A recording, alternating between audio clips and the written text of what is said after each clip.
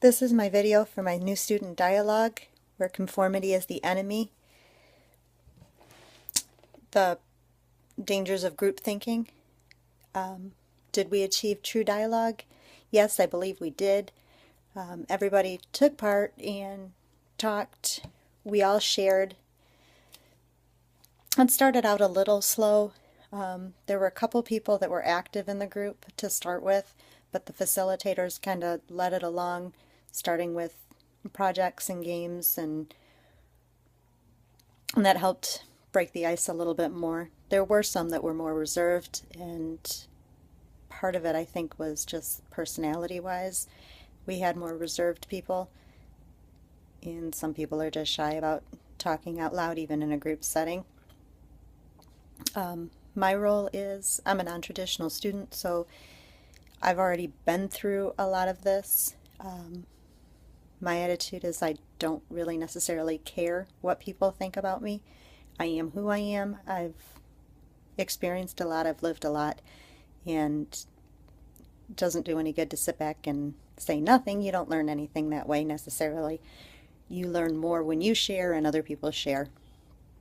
So I was one of the few that were an active voice in the beginning that allowed some of the other people, I believe, who were shy to get started and take part.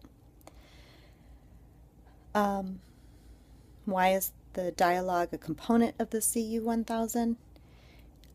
I think it's a way of getting the students a little more involved, meeting other people outside of their classes, seeing the campus as much bigger, also seeing how the campus life can impact the real world and make a difference when they go out into the real world. A lot of the students are coming straight from high school and have not experienced life the way I guess I have.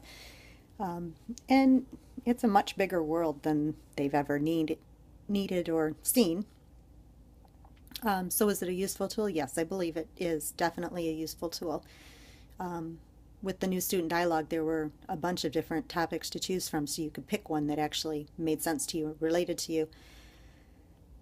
And I picked conformity as the enemy just because I know that I have teenagers, and watching them have to try and make their own way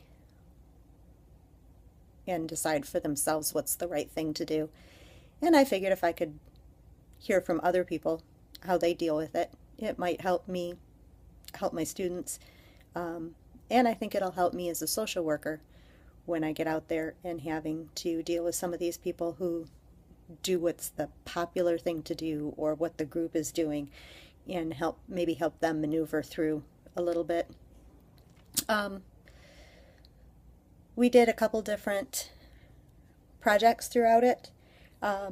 We had to write down some of our most important values, and as the dialogue proceeded, we had to start weeding out until we were left with our most important value, at least to us.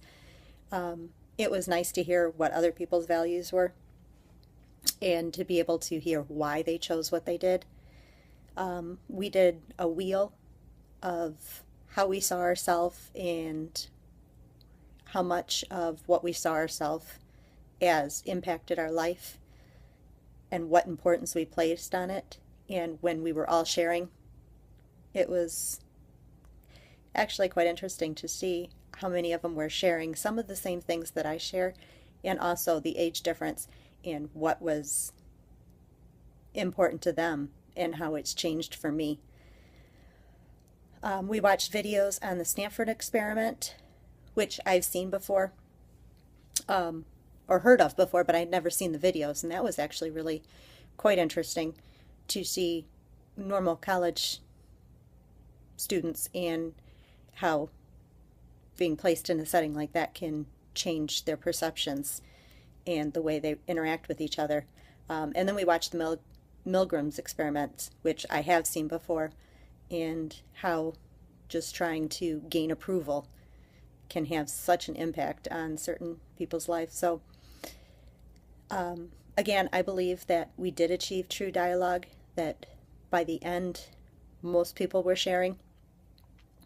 and talking about their experiences, which was actually really interesting to see how many people shared some of the same values I did and what age difference those values make a difference.